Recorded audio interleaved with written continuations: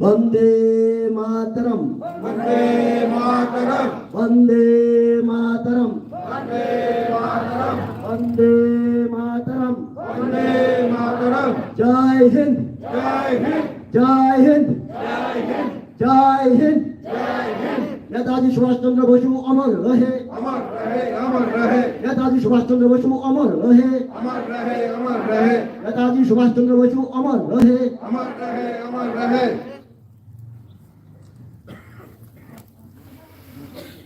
Kindly take your seats, ladies and gentlemen. Now, I request Shri Manas Chaudhary to kindly deliver the welcome address.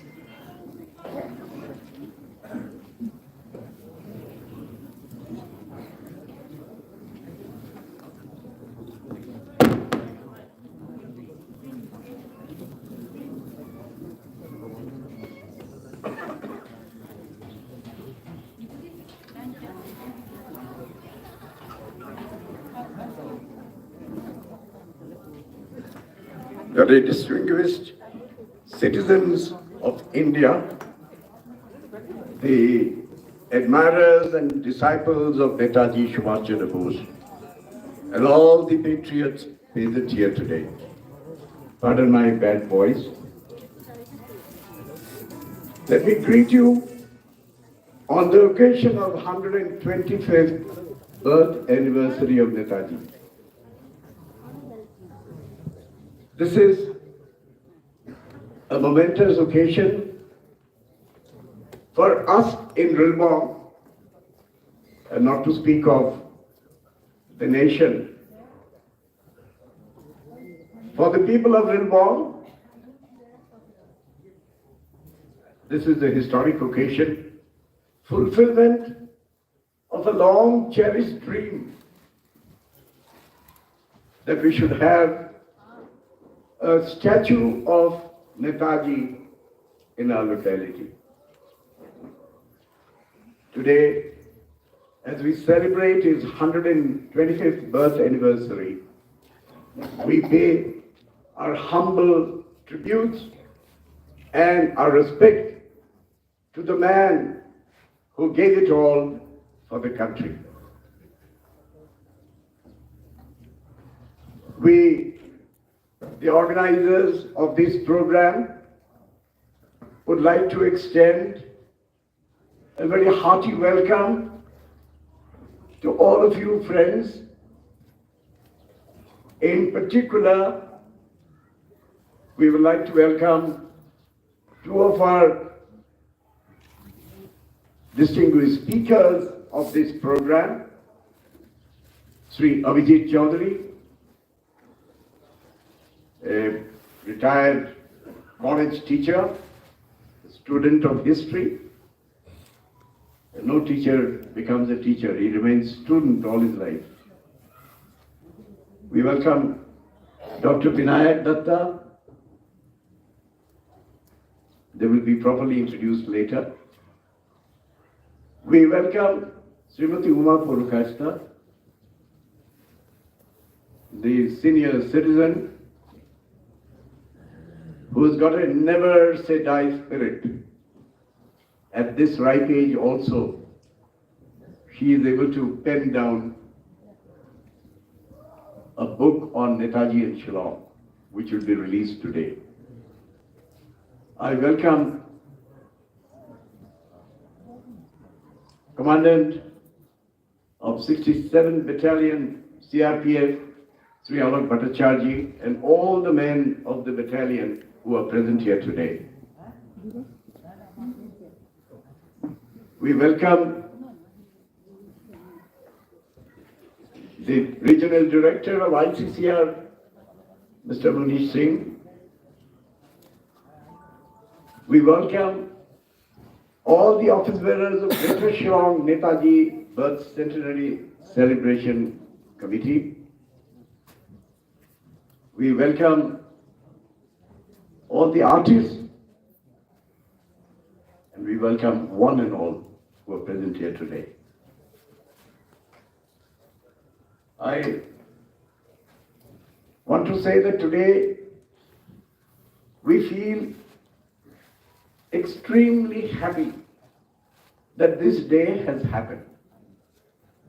And believe me, the inspiration and the idea of having the Netaji statue at Rilbong came from another never say die spirit of Sri Tushar Kanti Bhattacharjee.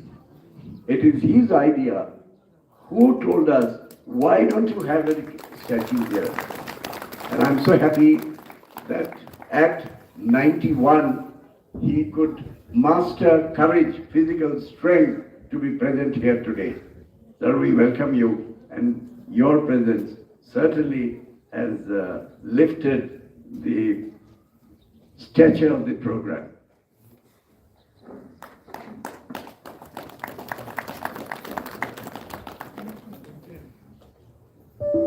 I would like to share a few thoughts on Netaji. I think this would be befitting that I unburden myself a little bit. There is actually nothing that I'll tell you which you don't know. Everybody knows everything about Netaji. But still, every time we get an opportunity, we need to revisit the life, ideals, and spirit of patriotism of Netaji so that that flame doesn't extinguish, that it lights up every heart of the Indians and continue with the struggle for taking India to its promised land. Before coming, I was thinking, what do I talk about? I was just only thinking about one thing, that every generation faces almost insurmountable obstacles in life, challenges in life which are seemingly insurmountable. Just imagine, Netaji became the Congress president in 1941, at the age of 41, the youngest Congress president ever.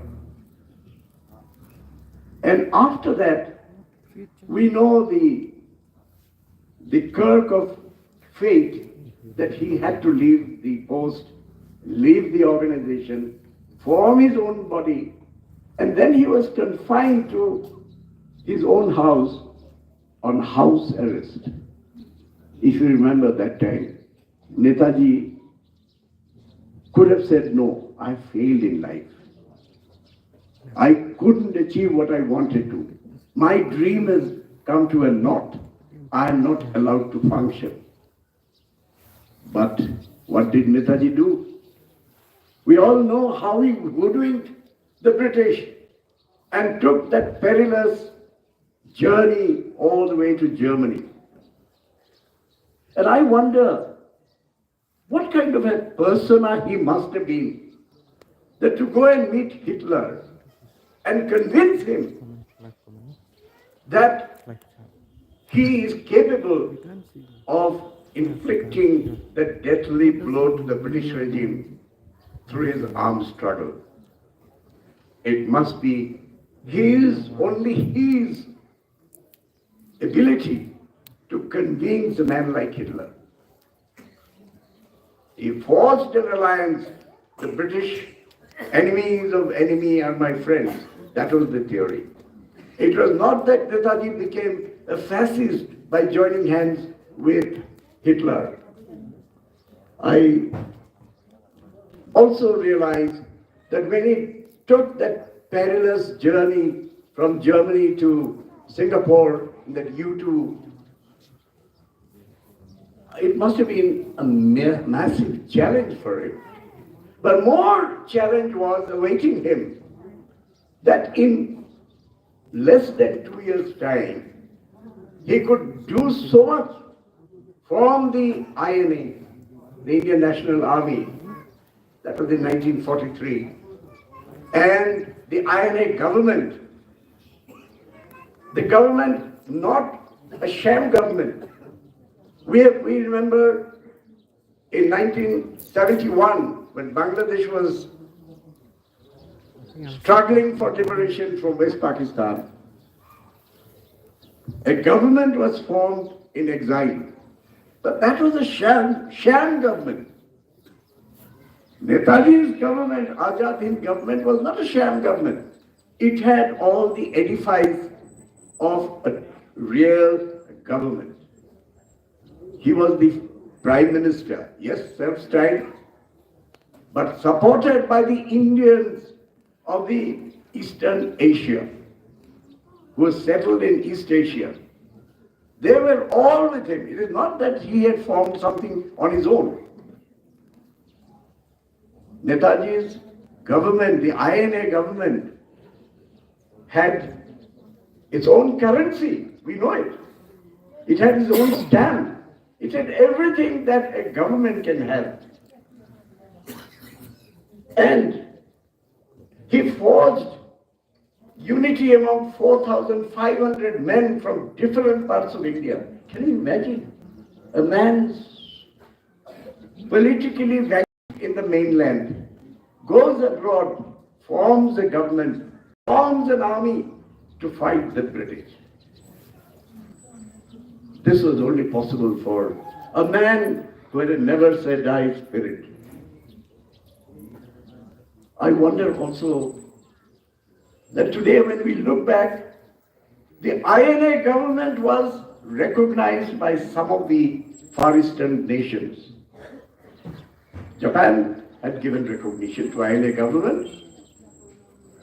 But I don't understand why in our historical records and in our public pronouncement, we are shy to call Netaji the first Prime Minister of Free India. Indeed, it was not the government elected by the people. Indeed, India was not free by then. But then, he had the gumption, he had the courage, he had the conviction that if you have the will, you have the way. He had the will. Netaji's spirit, this is the spirit. Where there is will, there is a way. I think there are a lot of young people here who easily surrender to problems that we encounter today. Today is an occasion when we need to recapitulate and take inspiration in our day-to-day life, whether we are working for the government, whether we are in political work, wherever we are working, we need to be a little more inspired by him.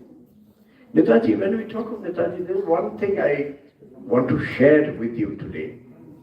You know, in 1992, I had gone to Siliguri to attend a Rotary district conference. Among the many speakers, there was one speaker by the name of S.C. Bose, IAS. I took a little interest that I wanted to listen to this man. And believe me, this gentleman gave a wonderful speech. So nice and I can't tell you, I can express how well was his articulation. But when he came on the stage, I was wondering, I was expecting S.C. Bose will be a Bengali man. But the man who appeared on the stage looked like he was from down south. So after the speech was over, I went to the back room where he was having a cup of tea. I was curious to find out who this man is, S.C. Bose IAS. This man is from Kerala. He is an IAS officer, was from Kerala cadre. So I asked him, if you are a Keralite, how come you got it? Subhash Chandra Bose, not S.C. Bose, full name, Subhash Chandra Bose. So I asked him, how do you get this name, Subhash Chandra Bose, and you say you are a Malayali? He laughed and he said something that I'll never forget in my life. He said, in Kerala, children are named S.C. Bose, Subhash Chandra Bose, looking at their traits early in life.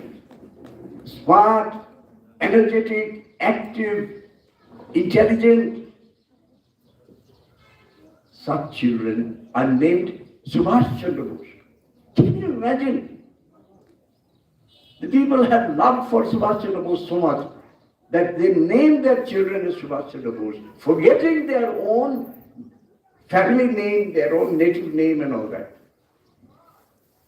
Today, when there is a clamor in the country that Netaji has not got his due position in the history of India, when there is a clamor that Netaji's heroism must be better narrated without the color of politics, without looking through the political prism,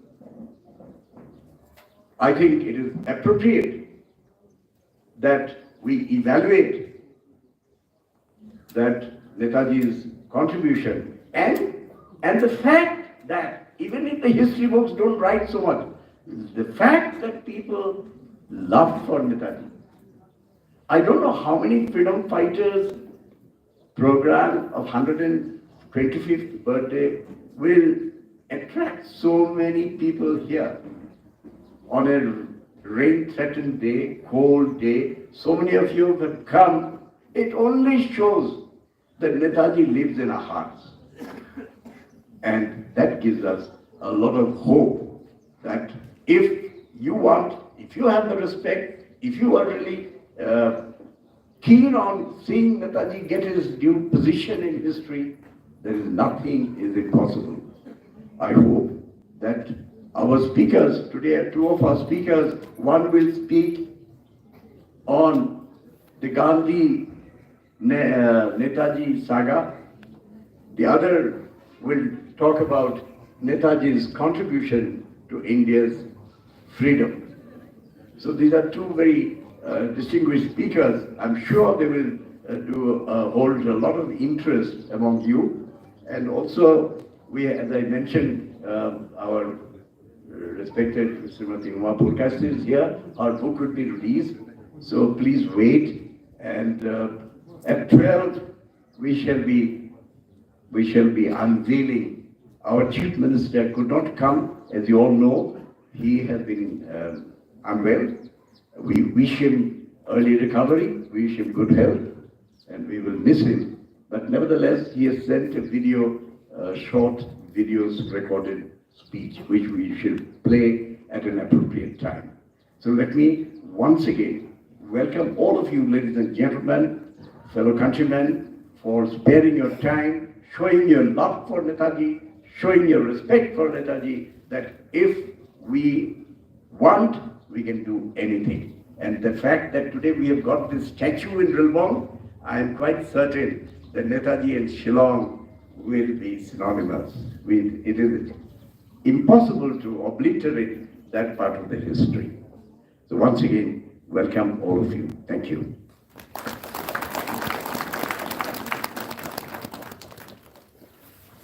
Thank you, sir.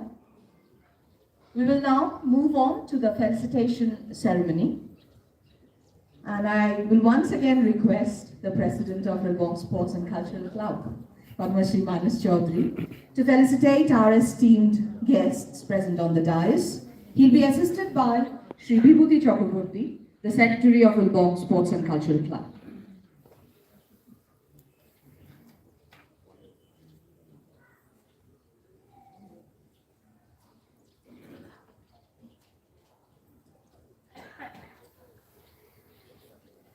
Ladies and gentlemen, put your hands together for Srimati Uma Prakash, a noted educator and renowned writer.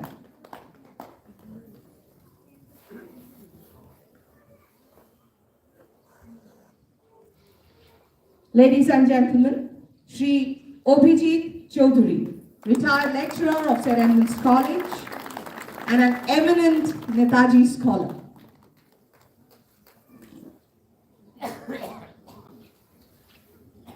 Ladies and gentlemen, Dr. Vinayak Datta, a renowned academician and the Associate Professor, Department of History, Northeastern Hill University. I now invite Shri Alok Bhattacharjee, Commandant 67 Battalion CRPF to the dais. Shri Alok Bhattacharjee kindly escort our esteemed guests to the dais for the felicitation ceremony.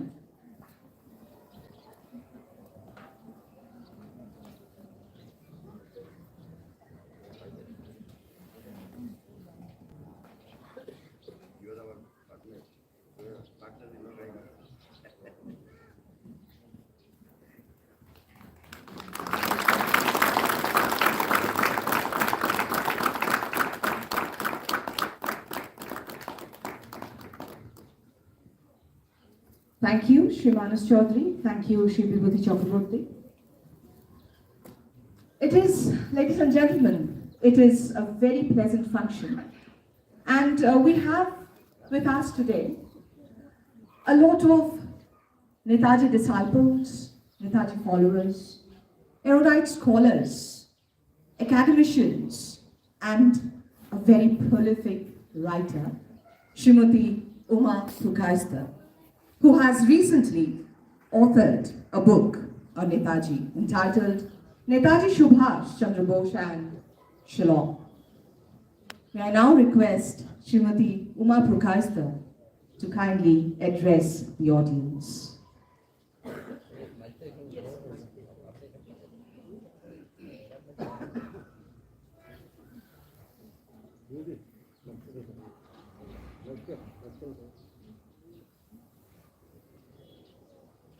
Welcome to all Netaji lovers here.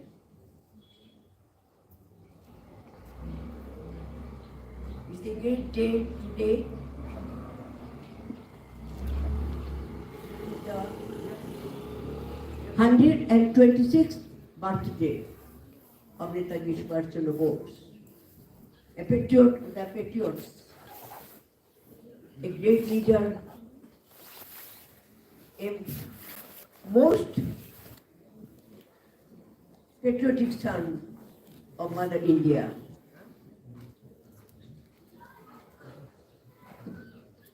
I am very much grateful to the organizers, to Rilbong Sports and Cultural Club and other organizations who have arranged this function today, And I am fortunate enough that I am present here, and they called me with warm invitation, and I got a good reception here.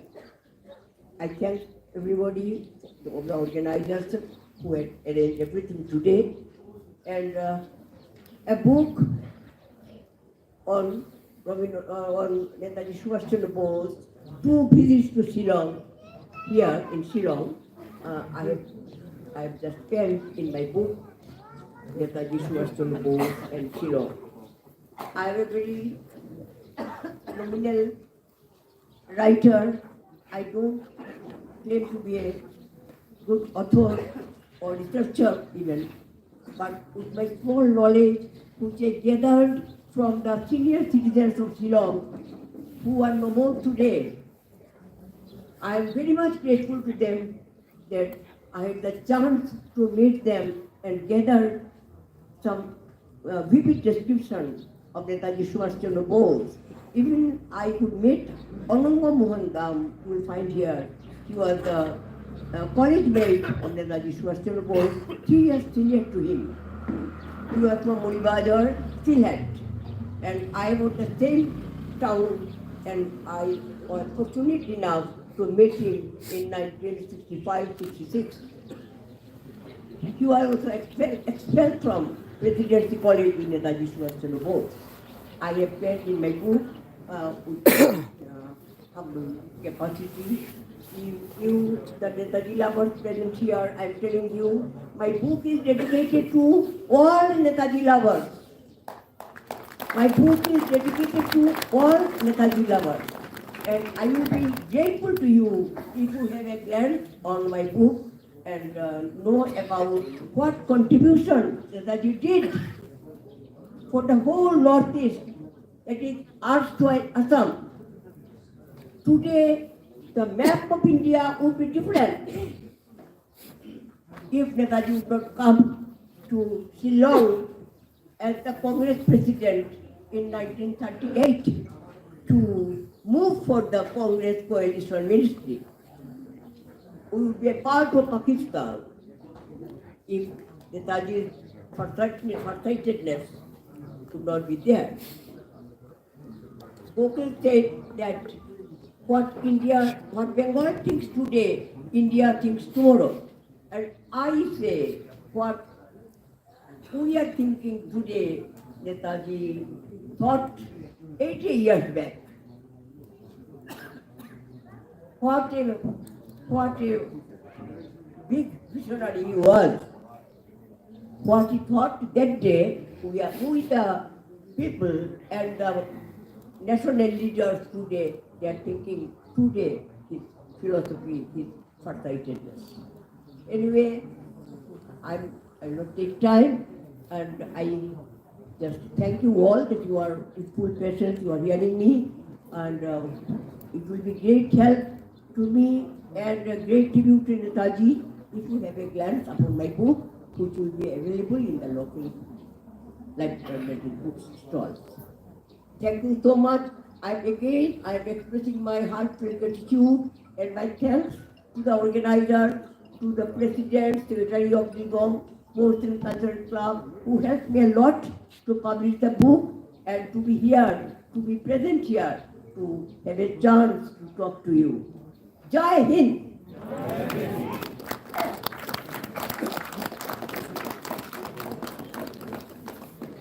A big thank you to Srimati Uma Pukaista. May I now request our distinguished guests, Shri Abhijit Chaudhary and Dr. Vinay Datta, and of course the President of Shillong Sports and Cultural Club, Shri Manas Chaudhary, to officially release Srimati Uma Pukaista's book, Netaji Subhash Chandra Bose and Shillong.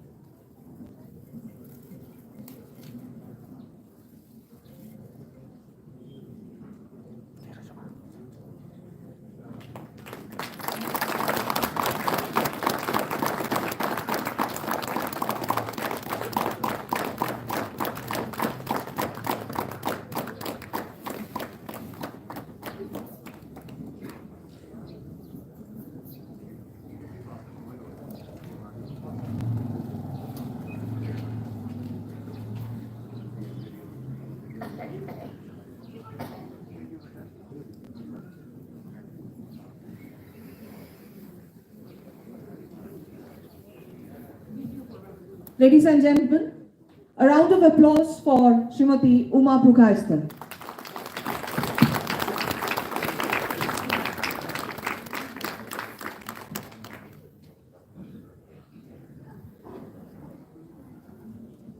Netaji inspired a great deal of courage. And thousands of people all over the country sacrificed their lives for the country on Netaji's score. Let us now listen to the voice that stirred the nation. Let us listen to the invincible patriot Netaji Subhash Chandra Bose.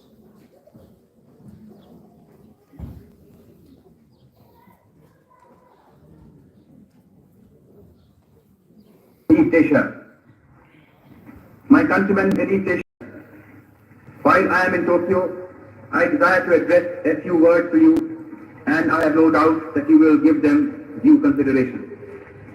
In the first place, I desire to thank you most heartily for the warm and welcome that you have given me on the occasion of my public appearance in East Asia, and for the assurance that you have given me of your wholehearted support to our efforts to liberate our dear motherland.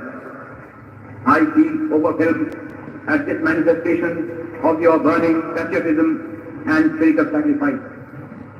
I have received numerous telegraphic and postal messages from you direct, while other messages I have read in the press. And all these messages have given me great joy and satisfaction. You know that I am always an optimist. Nevertheless, I must say that the response that I have received has exceeded my fondest expectations.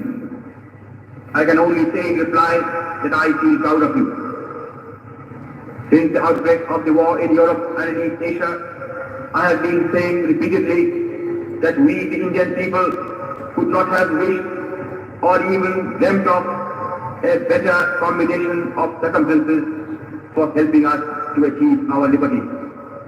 When the world forces are helping us in this way, our task has automatically become very much easier than what it would have been otherwise.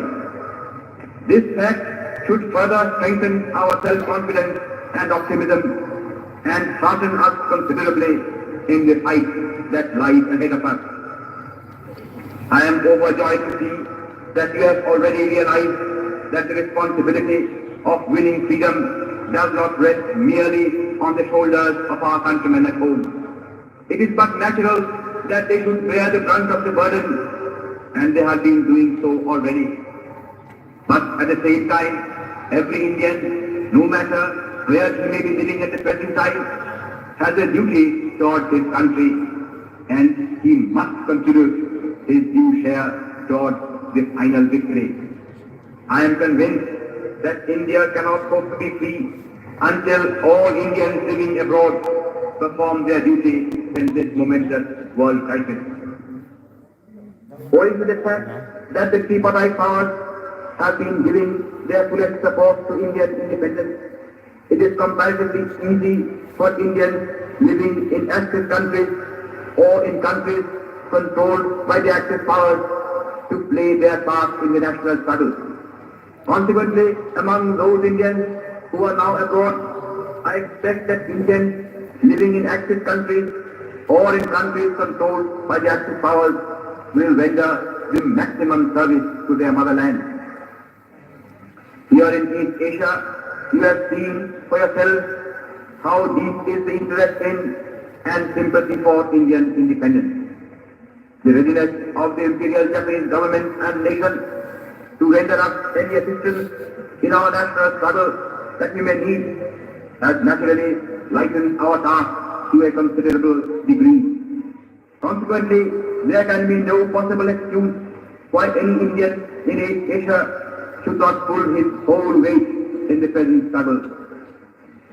But though the Axis powers and Japan in particular are prepared to help us at any time and have been actually doing so already, the task of liberating India is ours and ours alone.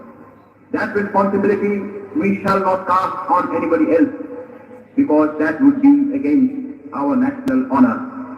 Moreover, we have no right to ask for or expect help from any quarter until we ourselves have first of all done our very utmost. Our countrymen and our sisters and brothers at home have been doing their best in the circumstances in which they are placed. But the enemy is ruthless and desperate, and he is armed to the teeth. Against such a brutal foe, no amount of civil disobedience or of sabotage or of revolutionary terrorism can be of any avail. If therefore we want to expel British power from India, we have to fight the enemy with his own weapons.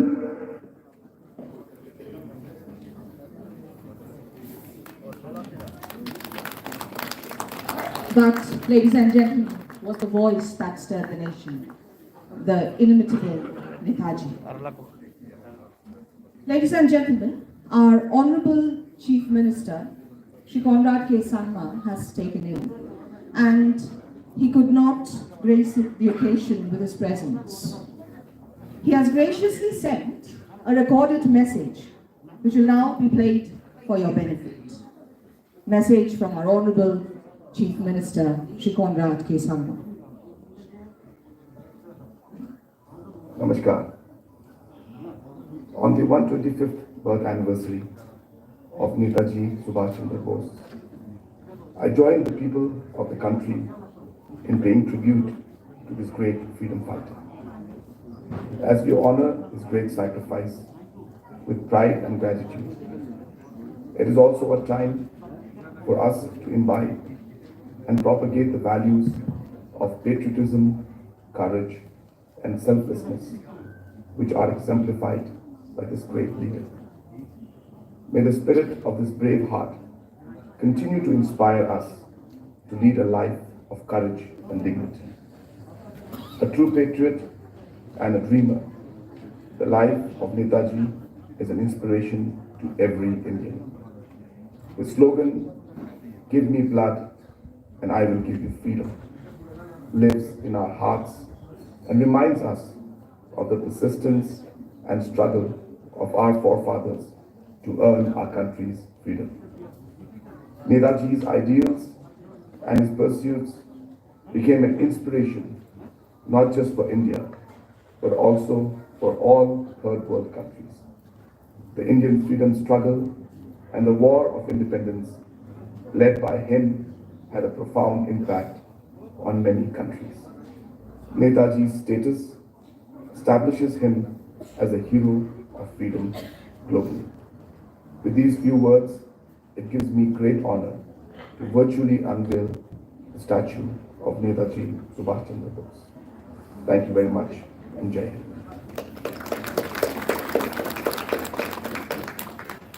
We express our sincere thanks to our Honorable Chief Minister, Shri Conrad K. Sangma, for that weighty message. Ladies and gentlemen, it is a momentous occasion, and we have with us today a nonagenarian who has braved the cold weather to come here to honor and pay his tribute to the iconic freedom fighter Netaji Subhash Chandra Bose. We have with us Shri Tushar Kanti Bhattacharya, and I most humbly request him to kindly come forward for unveiling the statue of our national hero.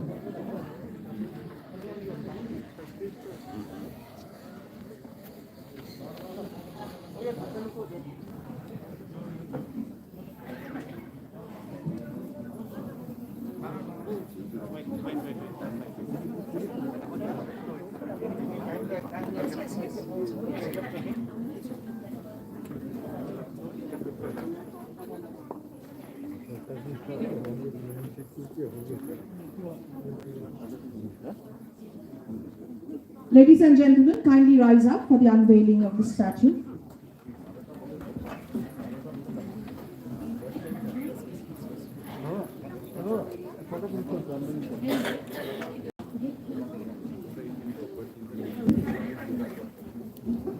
the birth time of our iconic patriot is 12 noon. So we will unveil the statue exactly at 12 noon.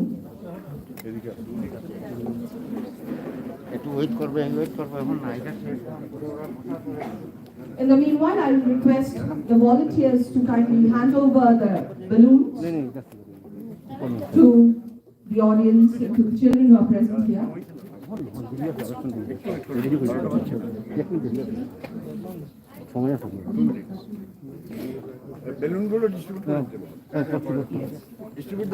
I once again request the volunteers to kindly distribute the balloons. Please give the balloons to the audience.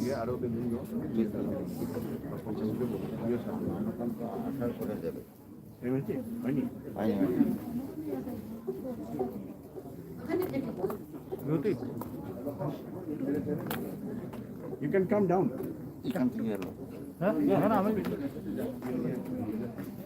এখানে আসো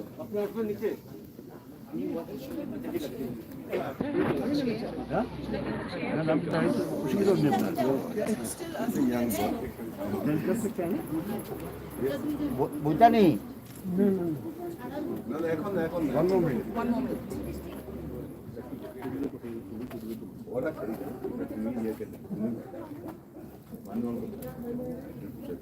Ladies and gentlemen, just one more minute to go. And exactly at 12 noon, we will unveil the statue of our great patriot.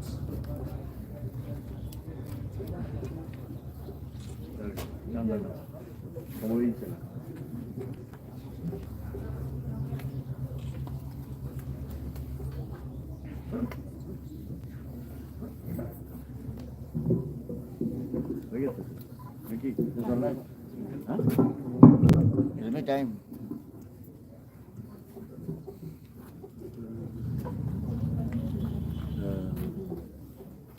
Capture this. I think it's okay, no?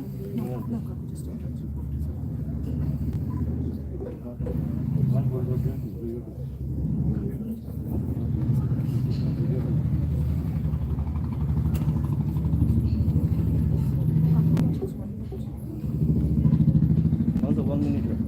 How many seconds to go, Babu? Half a minute. Half a minute. Pradeep, come back. Should I start the countdown? Yeah. 10, 9, 8, 7, 6, 5, 4, 3, 2, 1.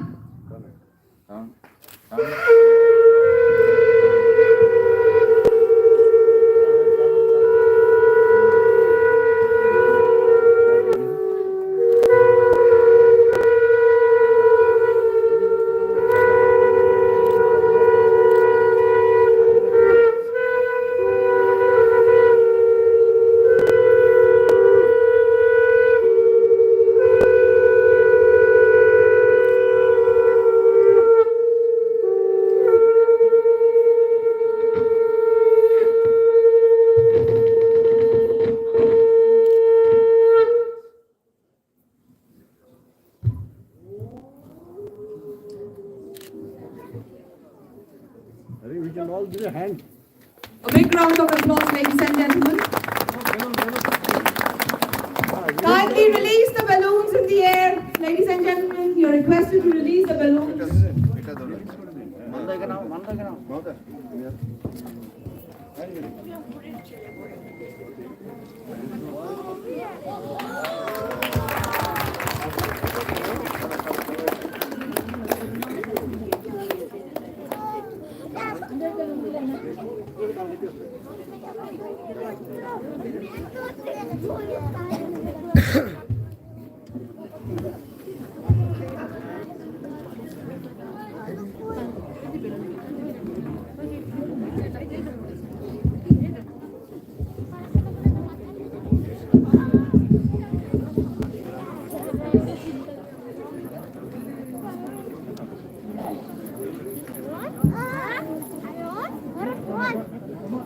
I request our distinguished guests to please offer their floral tribute.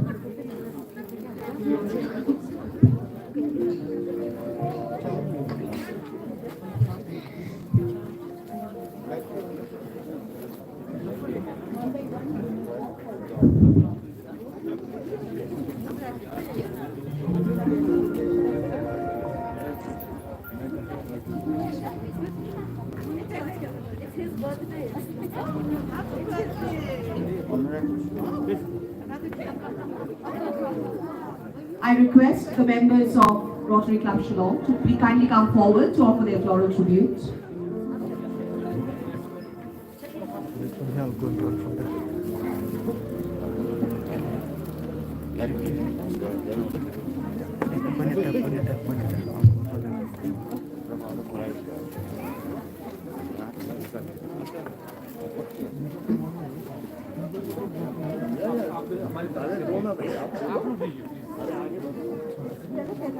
Come, all retreating. All retreating. All wonderful. Ladies and gentlemen, this is the right moment to express our sincere thanks to the sculptor, Sri Shobun Pal of Karimganj. Sri Shobun Pal is an arts and crafts teacher in Navodaya Vidyalaya, Silchar, and he is the man. He is the man who has helped in bringing Netaji to Melbourne. And I like the color. Jalebi खिलाऊंगा मैं भेजूंगा जलेबी खिलाते हैं आप नहीं honestly आज तो जलेबी और नमस्कार आज मैं मिलाऊंगा नमस्कार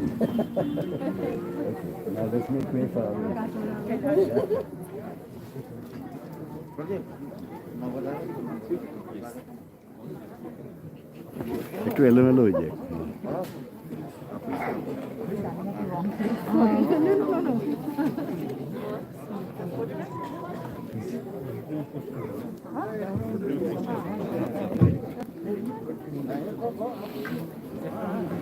Can you help us move them? Project, please.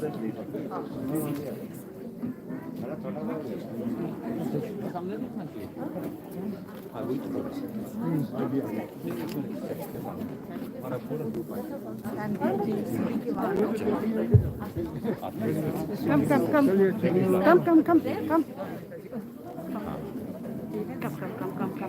Ladies and gentlemen, kindly be seated. We will begin with the cultural presentation in a short while.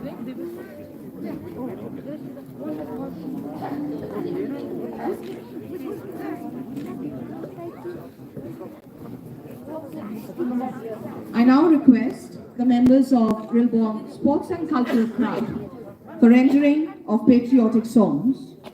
The chorus is led by Sri Shudeep Chakraborty, a renowned vocalist of our region and the former principal of Shillong Music College. Melodious singers of the chorus are Srimati Joyshri Chaudhary, Srimati Ranjana Pal, Srimati Shoma Bhattacharjee, Srimati Nomita Chakraborty, Kumari Bhumika Chakraborty, and Sri Biresh Nath. Accompanists, Sri Ramajit Bhattacharjee on the keyboard and Sri Sanjay Dev on the tabla. Kindly be seated, ladies and gentlemen.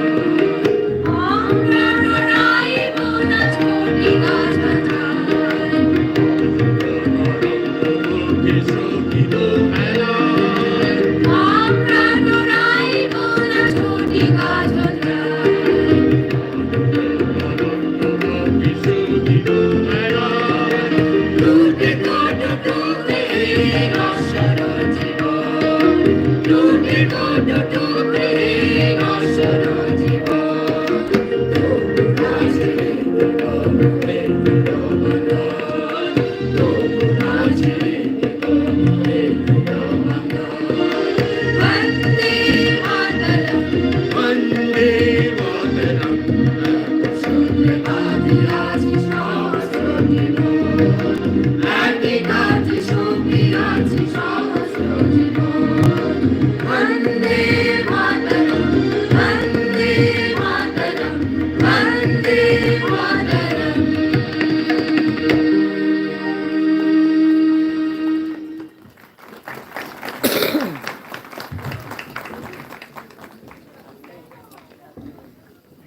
you, Shri Sudip Chakraborty, and a very big thank you to the artists and the accompanists. Ladies and gentlemen, I now invite Dr. Binayak Dotto, an up-and-coming Netaji scholar, to address the gathering. Dr. Binayak Dotto is a faculty at the Department of History at the Northeastern Hill University, and formerly he was with the Assam University, Dibu campus. He was also a visiting fellow at Omyo Kumar Das Institute of Social Change and Development. And ladies and gentlemen, Dr. Binayak Dotto has also been an advocate for some time. I invite Dr. Binayak Dotto to address the audience.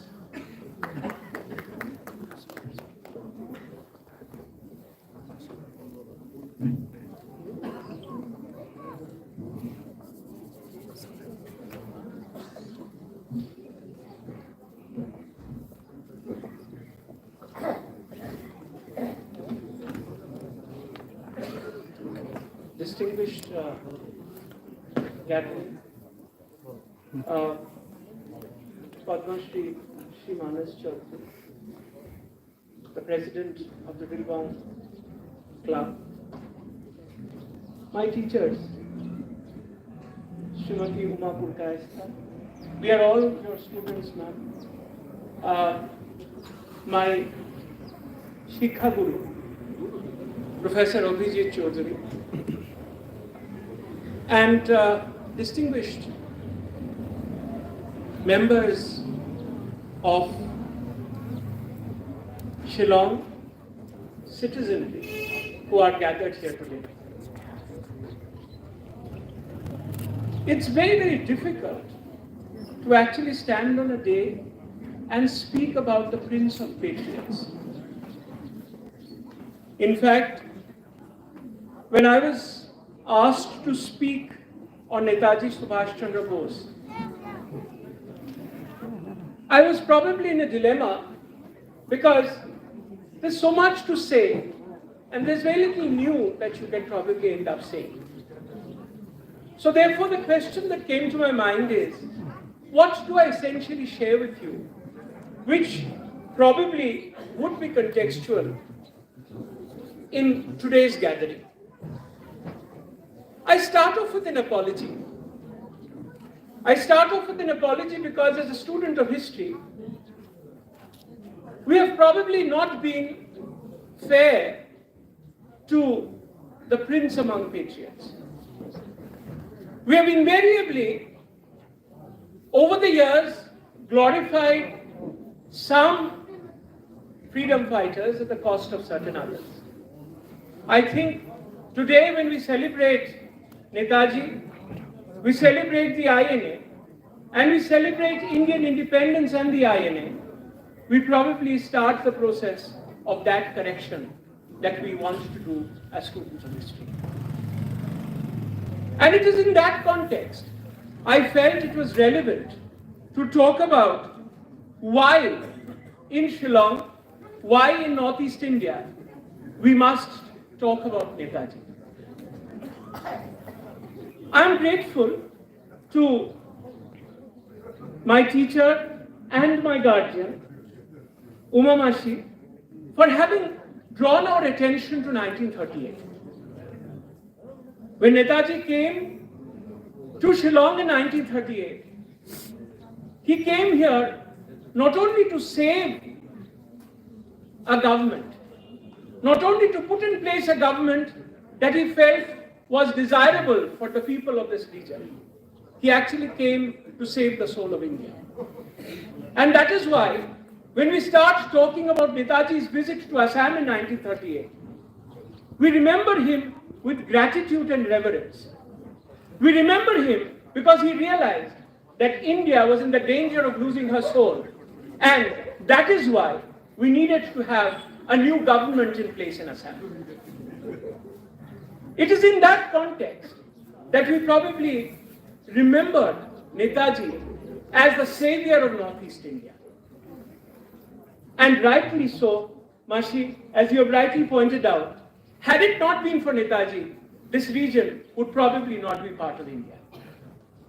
So therefore, every Indian who resides in Northeast India must be grateful to Netaji for the steps that he took in 1938.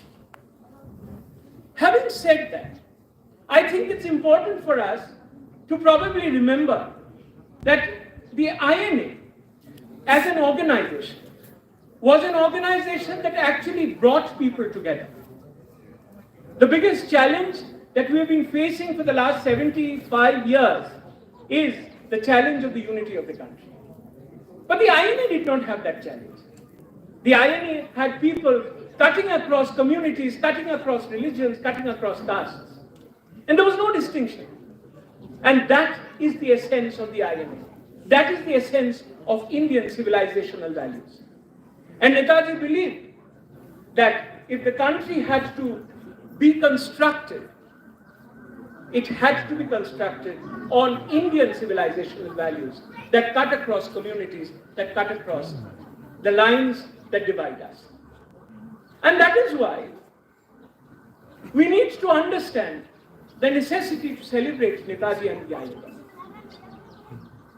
Having said that, I think it's important for us to understand that while we are grateful to a lot of our freedom fighters for their sacrifices that they have made, it is also important to remind ourselves that sacrifices of revolutionaries, sacrifices by people who believed in the armed struggle, sacrifices by people who believed that they needed to sacrifice their lives for the sake of the country, Netaji essentially was leading the way. And in that sense, it is important to remember that it is he who took the first step to free a part of the country. If we look at history books, we do not see enough mention of the INA initiating the steps to at least free 1,500 square miles of Indian territory much before 1947. And that is why, as students of history, we probably need to remember the contribution of the INA. I'm not going to stand here long to actually go on talking about it as if it's a class. But I want to draw your attention to the fact that in real sense, the INA could actually unify the people of this country.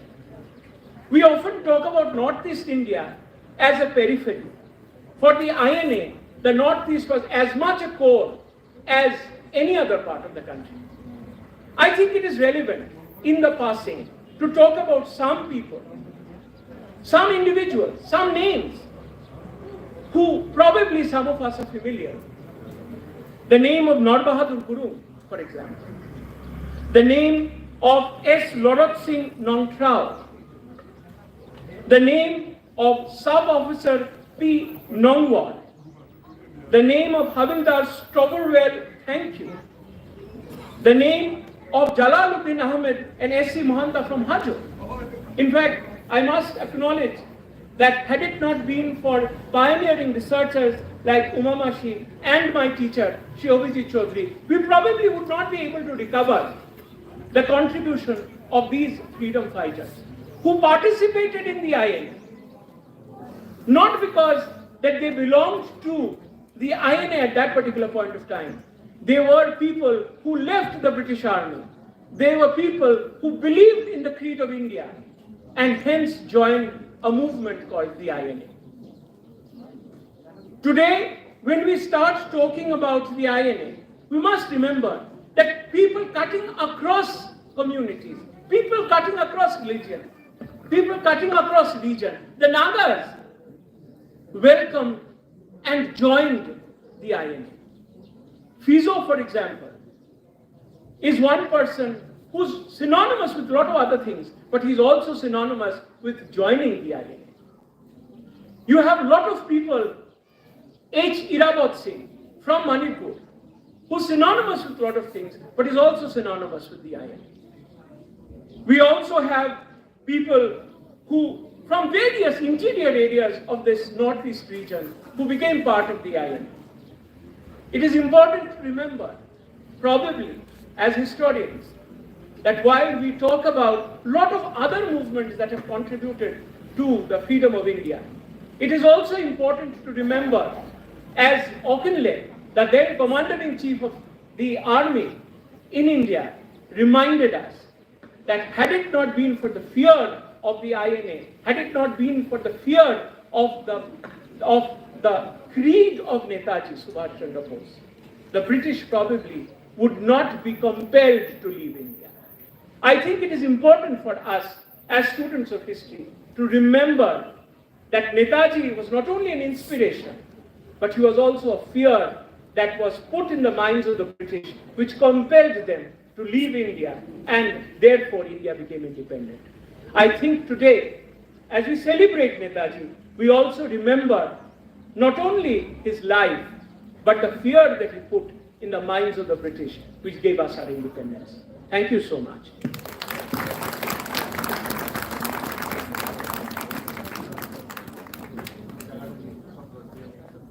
Thank you, Dr. Vinay Dotto, for that wonderful address. Thank you so much. Ladies and gentlemen, we are proud to have with us Shri Abhijit Chaudhary, retired lecturer of St. Edmund's College, Shillong, an erudite scholar whose writings on the sixth schedule, colonial tribal policies, Kasipanar history, culture and folklore, articles on Gandhi and Tagore have been published in edited volumes, journals, and prestigious national publications. He is an eminent Netaji scholar who has his latest works on Subhash Chandra Bose published from Asiatic Society, Kolkata, and Indian Council of Historical Studies, New Delhi. Ladies and gentlemen, I invite Shri Abhijit Chaudhary to address the audience.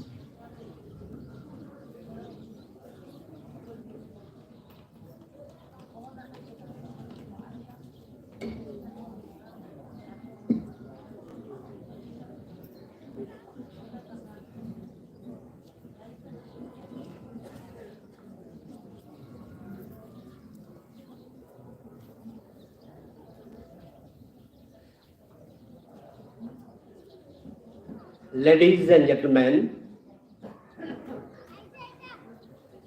the chairman of the Shillong Sports and Culture Club, my once upon a time classmate in St. Anthony's College, 1967-69, Mr. Manas Chaudhary,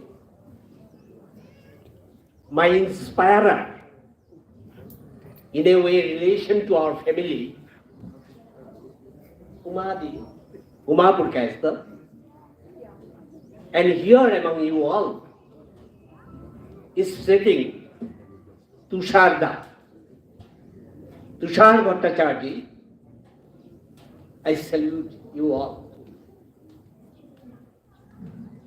The members of the Shillong Sports and Cultural Club, the citizens of Shillong locality, I must greet you for your efforts to uphold the values of Subhash Chandra Bose and his philosophical outlook regarding the efforts of the Azad Hind government. It is really commendable. And I'm sure in future the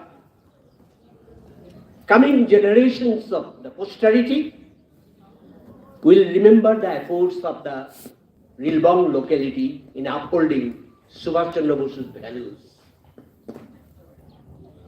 And today, I must recall the encouragement that Tusharda gave to us when we are preparing the souvenir of the Subhash Chandra Bose Birth Centenary Celebration Committee, Shillong. And this souvenir was titled The Cause. And how much encouragement we received from Tusharda, I can't describe it because my language would fail.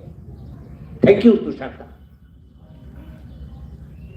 I was entering this venue this morning and I was listening to the voice of Subhash Chandra Bose while he was delivering a lecture in the presence of eminent citizens of Japan, including the Japanese Prime Minister, General Tojo, and others.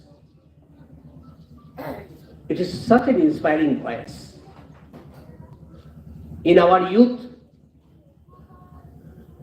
I was born in 1949. We were inspired by the exploits of the Azad Hind force through various writings. Today, while I was listening to Subhash Bose's voice, it immediately struck me that one of the INA veteran, Lieutenant M.G. Mulkar, in his book, INA Soldier's Diary, he entered the day when the Azad Hind government was formed at GAO, Hukumat Azad Hind. When it was being formed, Subhash Bose was taking oath. Mulkar and several thousand citizens of Southeast Asia, particularly Indian settlers there, as well as soldiers of the INA, the new recruits, were present. Now, starting with Mulkar, I will tell you what he said. I hope Mr. Manoj Chaudhary would not mind if he has to permit me to share a few words of Mulkar with the distinguished audience here. You see, Mulkar wrote, thousands of people gathered around in Singapore. That was in the month of July 1943. I was present. What did he see? He saw Subhash Chandra was getting emotional while taking the oath as the Prime Minister of the Ajir Hukumat Azad Hind. And he said, thousands of people in pin drop silence watched every move of Subhash Bose. And I will never forget, as long as I am alive, that moment in my life, how inspiring it was. Mulkar also wrote in his diary that earlier Indian soldiers, they fought for the local rulers, then they fell in to serve the invaders. If they won the battle, if they formed the government, the same soldiers served them. I'm sure those, particularly our distinguished members of the CRPF who are present here, they know that the military philosophy traditionally in India had been one of namak halal, not namak haram. Namak halal means the salt I am given to survive, I must honor it, I must respect it. It is out of that spirit that Indian soldiers even did not mind serving the East India Company. But then Mulkar writes that for the first time now in Singapore, the members of the Azad Hind force, they understood what is the motherland, meaning of the motherland for them. For the first time they were overwhelmed by the patriotic spirit for their country. Now they are to fight for the country. Now the same spirit was exhibited in the memoirs of two other distinguished INA soldiers from Assam, Siddham Chandra Mahanta of Hajo in Lower Assam and Umesh Chandra Dev Chaudhary of Patachar Kuchi in Lower Assam. They shared the same feeling of that day. Now, my second interesting encounter in this ground today is that when the Janagana Mana, our national anthem, was being sung, it immediately led me to recall that Subhash Bose was the first national leader of India who got the national anthem sung at an international conference he convened in Berlin in 1942. And I had a talk about that with Mr. Iqbal Malhotra, the maker of the documentary on Subhash Chandra Bose, which was telecast in Discovery Channel as early as in 2017. I met him in Delhi in an international seminar. He was telling me that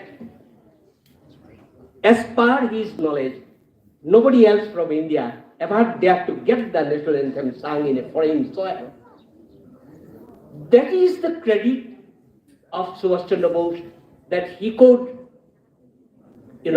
get a collection of not less than 60,000 soldiers coming from across different communities of India, be it Hindu, be it Buddhist, be it Christian, be it Muslim. And in fact, Mulkar writes, nobody among us, we consider one another as either Hindu, Muslim or Christian. We belong to the same family. That was the spirit. I hope our distinguished members of this gathering, you will understand my feelings at this moment, which was cumulatively growing right from my childhood. The younger people from this generation perhaps can understand a little bit about my feelings at this age and here on this ground. Now, I must thank Manas for deciding the topic for me today. And I agree fully with my colleague and friend, Vinayak, that it is indeed difficult to talk about any topic related to Subhash Chandra Bose, Azad Fauj, etc., just within the span of 10 minutes. But nevertheless, I will try to do some justice. My topic for today's deliberation is the relationship between Subhash Chandra Bose and Mohandas Karamchand Gandhi. Now, I would not use the term like Netaji. Why, I hope nobody would be offended if I tell the truth behind it. We had leaders in our country and political parties who address their founders as Netaji within quote. And I can't accept this kind of, overemphasis on leadership principle in our country today at this moment. I shall not also use the terms like Mahatma, because it is very often overused to the level of being abused. However, coming to the point, I expect one question from you, distinguished members of this gathering. You may ask me, how would you look at the question of relationship between Gandhi and Bose?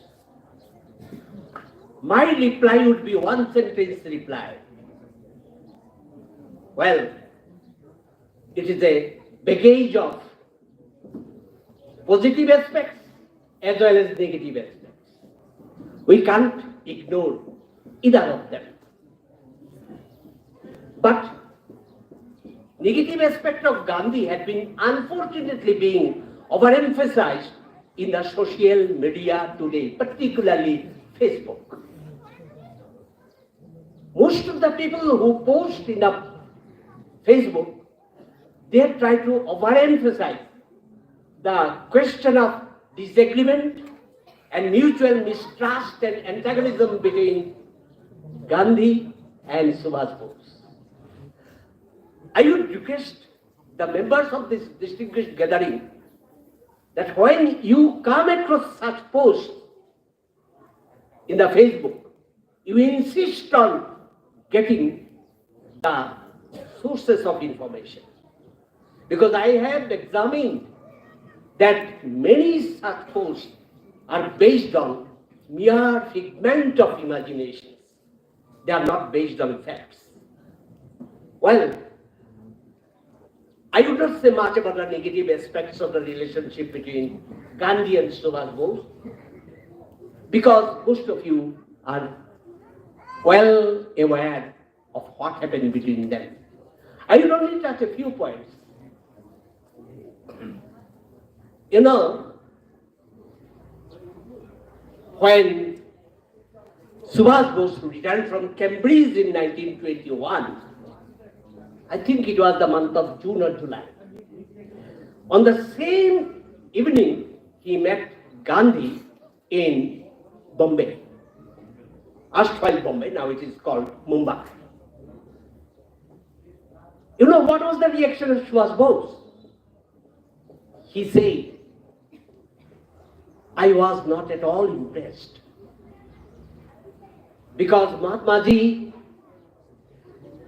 gave me vague reply about the decisions he took in the Congress Working Committee regarding the non-cooperation movement, proposed non-cooperation movement. His reply was vague. And then when Subhash Bose asked, Bapu, you have declared that we would get Swaraj within 1 year. Is it possible? Gandhi evaded that question. Now, Subhash Bose later on wrote in his book, Indian Struggle.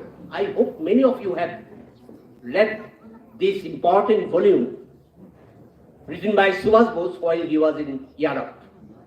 First in 1933, 1936, and then again during his temporary stay in Germany between 1941 and 43, he completed the book.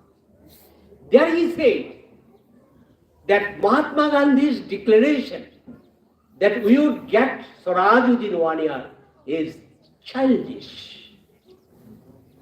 We won't get it. And interestingly, thereafter, there were frequent clashes on technical grounds regarding the functioning of the Congress, regarding the mobilization of the people in India, and then, as you all know it, regarding the Congress's policy of compromises. At the Lahore Congress in 1929, Subhash Bose called upon the Congress that you should mobilize the youth of this country, the fountain of energy, fountain of patriotism. You should mobilize the women who are neglected a lot in our society. You should mobilize the tribal people, you should mobilize the farmers, you should mobilize the workers. Nobody paid much heed about it. I would just ask Manas to bear with me, because I won't take much more time. I'll just touch on a few points, few more points. I understand. Now, there is, as I already told you, there is a lot to speak about the relationship between the two great men in our country. In 1935, Subhash Bose told Romarola, the most famous world philosopher of the time when they met in Geneva in 1935. It was 3rd April. Subhash Bose said that nobody had done much more work than Mahatma Ji. He said that Mahatma Ji had placed India on a pedestal of honor among the nations of the world. But I will criticize his policies. I will not agree to his style of functioning, because for all of us, the country is larger than the individual. So you can understand how much respect he used to pay to Mahatma Gandhi, in spite of the differences between the two. Now, we all know Gandhi was annoyed with Subhash Chandra Bose for his lecture as the president of the Haripura session in 1938. Because Subhash Bose strongly pleaded for industrialization of the country, strongly pleaded for nationalization of the means of production, etc., which the followers of Gandhi did not like. But even then, when Gandhi was compelled to leave the Congress in 1939, in 1940, he met Gandhi and requested him, Bapu, please organize the movement now. This is the opportune moment that we must strike at the British. Their enemies are our friends. Do you know what Gandhi replied? He said, Subhash, we are not prepared. We are not in a position to start our struggle anew. So, what we would do is that I would ask you that if you feel that in your way, by taking help from abroad, you can start freedom struggle and win it, I'll be the first person to congratulate, describe Subhash Bose as a patriot of patriots. And you all know, the situation was very amusing. Sir Stafford Cripps was present in that meeting of the cabinet mission, and Gandhi declared Subhash is the patriot of patriots. And Sir Stafford Cripps was so annoyed that he said, how come that a man who is a votary of non-violence is praising now a man who is a supporter of use of violence? And you all know that in his address, radio address from Burma and earlier from Singapore, Subhash Bose invoked the blessings from Gandhi. So we can understand from these facts. I have many more to share with you, but today I can't. You will find some of these in my writings, recently published from Asiatic Society and elsewhere. You will see that their main point of conflict was technicalities of the movement, technicalities of the mobilization, and also based on ideological difference on the question of freedom struggle, method to be used. And if we remember that point, we'll never misjudge the relationship between Gandhi and Subhash. And both of them, in their own positions, contributed to the history of the modern political struggles, not only in India, but in other countries. Otherwise, how come Nelson Mandela would praise even Gandhi and Subhash Bose in the same breath? So, with this, I thank you all once again for the great opportunity you have given to this old man standing before you to share his experiences, his understanding of his hero, Subhash Chandra Bose. Thank you all.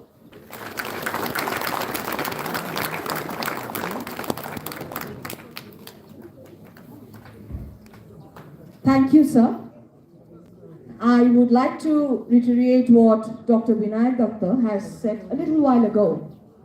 Sir, we are all your students, and so are we the students of Srimati Quasquicentennial. And we've continued learning from you. We learned from you yesterday. We are learning from you today, and we will learn from you in the near future. Thank you once again, sir. May I now invite on stage the very gifted and melodious singer, Miss Antara Chaudhary. Miss Antara Chaudhary, please come up to the dais to render your solo patriotic song.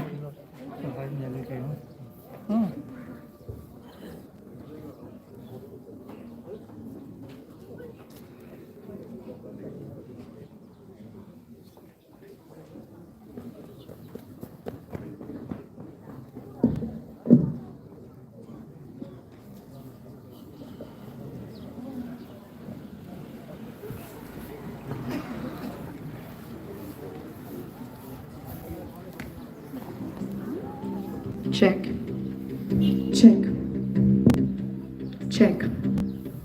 Check. Check.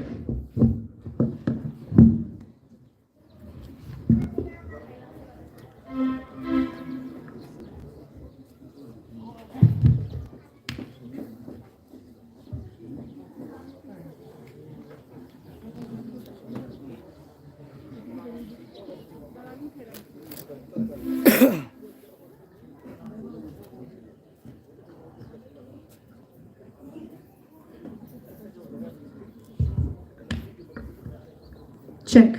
Check.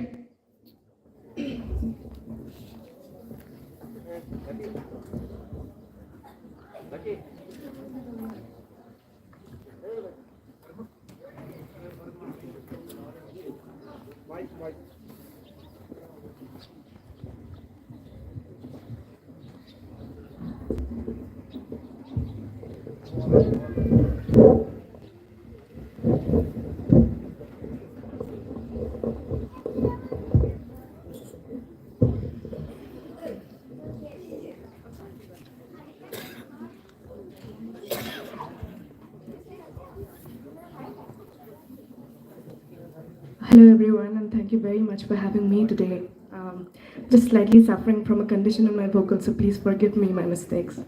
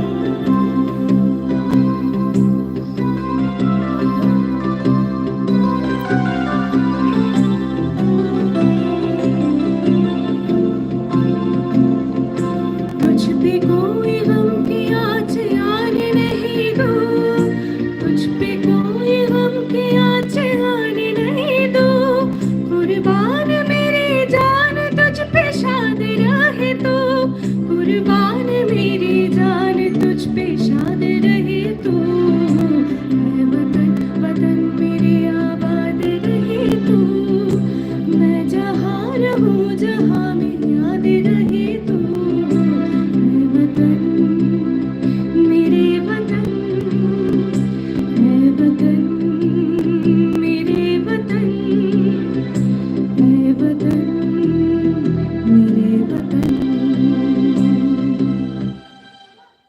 Thank you very much.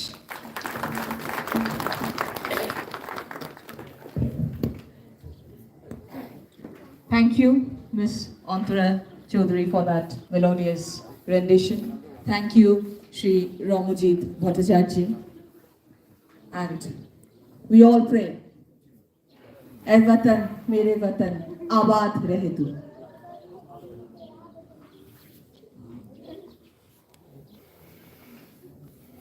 Our next program is recognition of the eminent Netaji scholars, and for this part of the program, I request the President of Rilwong Sports and Cultural Club, Padma Shri Manus Chaudhary, to kindly take over.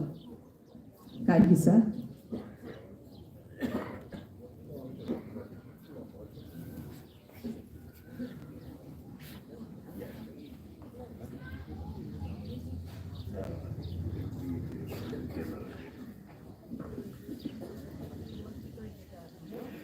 Friends, this is a very important part of this program today, that we want to recognize some of our own. You know, there is an adage that a prophet is seldom worshipped at home. We want to break that myth. Prophets can also be worshipped at home. And we would like to recognize some of our own citizens of Shillong who have contributed enormously towards the propagation of Netaji's ideals, the lesser known historical facts, and what have you. There are others who have silently, steadfastly held on to Netaji's ideals, the country first and only country. There are a few among us who are seated here.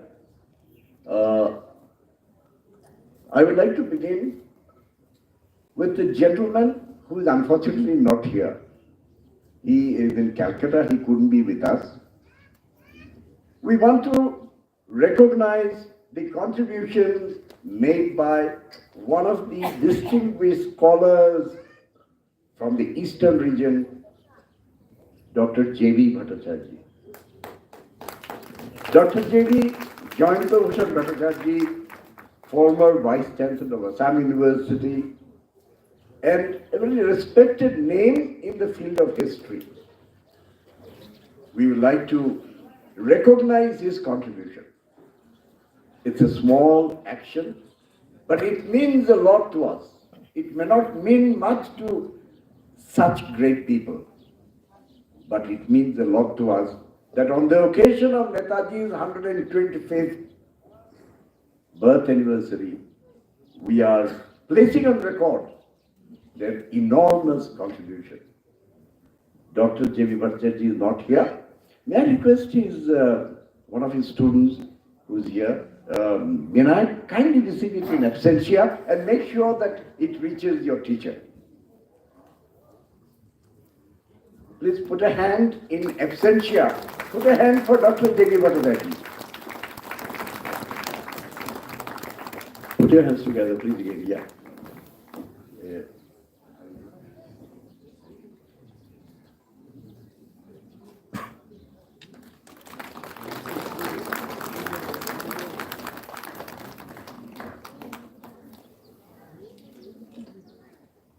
Thank you, Vinay. We'd like to recognize another Netaji scholar. I'm sure all of you present here will agree with me that this gentleman is a mine of information. He is knowledgeable, he knows his facts, he is studious, he writes well, and he is recognized at the national level.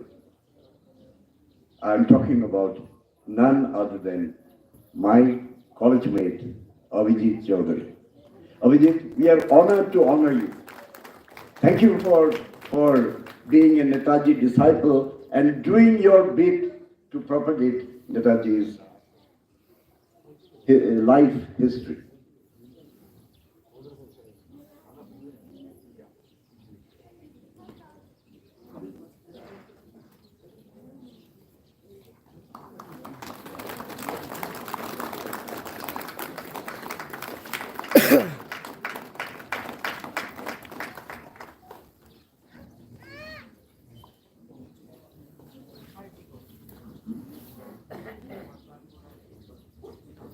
We have two more recipients.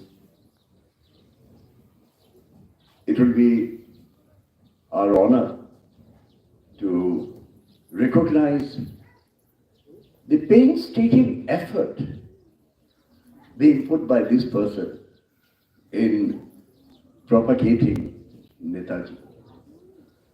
Not a scholar in that sense, not a teacher at a university or college,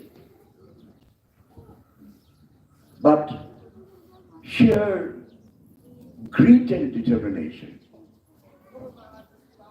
to be able to pen things that will remain for posterity. I'm talking about our own Srimati Uma Purkayastha. I think you'll all agree that she has been at it. If you see the local newspapers, she writes meticulously. Every occasion she finds inspiration to write. It's not just about Netaji, also about other culture, talks about tribal culture, talks about so many local heroes. We are so honored to honor you. Umadi, kindly accept this small token of our love and appreciation for you.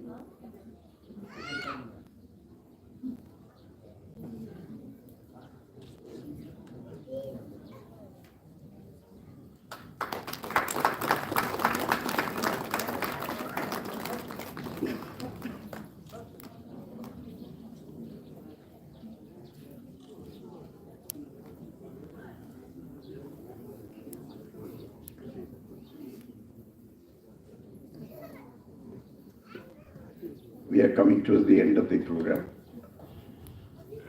She is emotional, she wants to say something. My dear friends, I am so moved. I lost my languages. I am not worthy of this great honor. In the language of Tagore, I can utter only Emuniyar Amay Nahi Saji. This great, precious garland does not suit me. I am not worthy of it.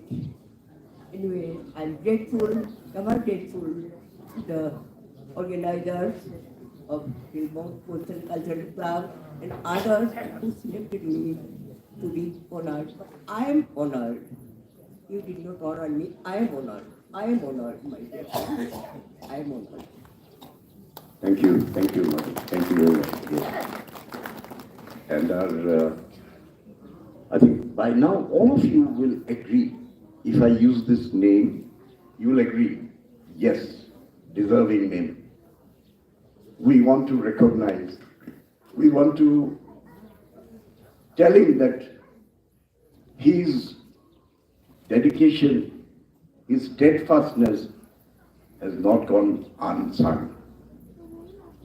He has been a patriot. As a young boy, I remember he told me that when Netaji would give his message over INA radio from Singapore or wherever else, they would listen to his speech and get inspired. When there was a call to raise the national flag in India wherever they can, these band of young people then they hoisted a national flag in Bilbao. It was a very dangerous kind of a thing because the British were very brutal in seeing the Indian national flag while they were in command. But they did it. Of course, it had to be taken off before the police arrived.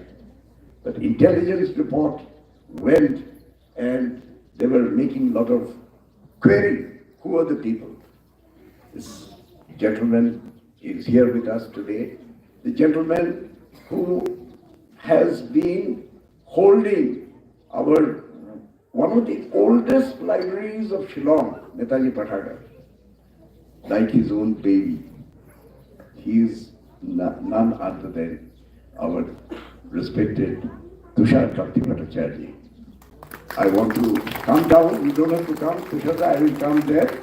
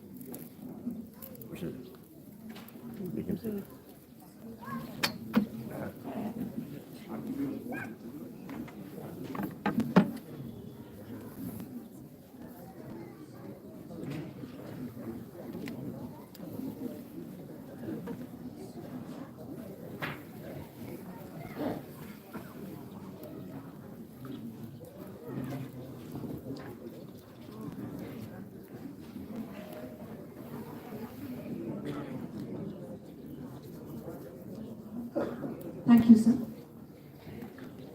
Now I request Ms. Prika Chaudhary to please come up to the dais to offer the vote of thanks.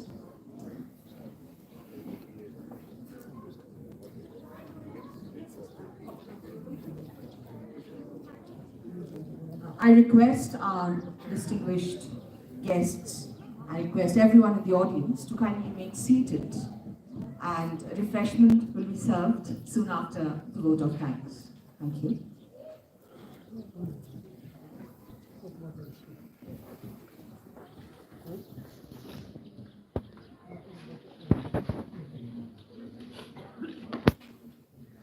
Gratitude is not only the greatest virtue, but the parent of all other. On an occasion of such great magnitude, thank you is all that takes to express gratitude immensely. It is indeed my proud privilege to propose the vote of thanks to this august gathering. First and foremost, we would like to take the opportunity to thank our chief guest, Honorable Chief Minister of Meghalaya, Shri Conrad K. Sangma. Even though he is not able to attend our event physically, he has expressed his gratitude and warm greeting through the virtual mode. And his address, even though virtual, has indeed lifted the stature of this event. We take this opportunity to thank two prominent names in the field of academics, Shri Abhijit Chaudhary and Dr. Vinay Datta, for the amazingly insightful speeches. You two are definitely the storehouses of knowledge, and as a generation next, we have learned so much from you today.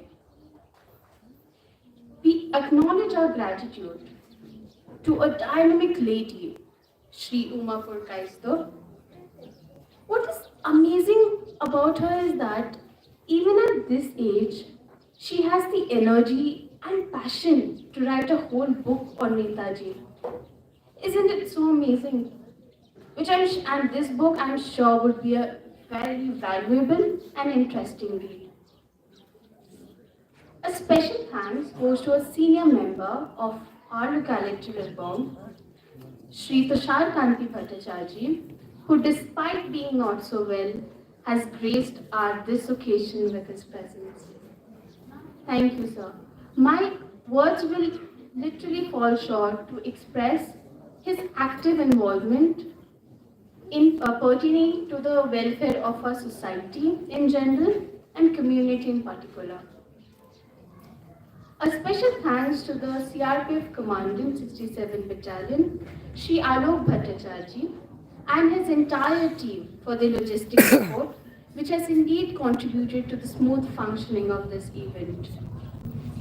We thank Ms. Shri Shrapan Paul, the sculptor, who is also a teacher, art and craft teacher of Navodaya Vidyalaya in Shilchar, who has literally turned or shaped our dream of getting a Netaji statue into reality. We thank the print and electronic media for the coverage of this program, especially the Shillong Times for the live streaming of this event. We thank a very talented singer, Ms. Antara Chaudhary, for her melodious performance, which never fails to give us goosebumps. And also, the cultural wing of Shillong Sports and Cultural Club for their hearty performance. We thank our beautiful anchor, Srimati Thoibi Chaudhary, for her lively and smooth conduct of this program. In addition, we thank all the other dignitaries who are present here today who have graced us this occasion. Also, all of the individuals and organizations who have contributed in the program. A hearty thanks to all volunteers, audience, Netaji followers, disciples who are present here today despite the weather being not so good. Thank you so much. Today it really feels like Netaji has come home. Thank you.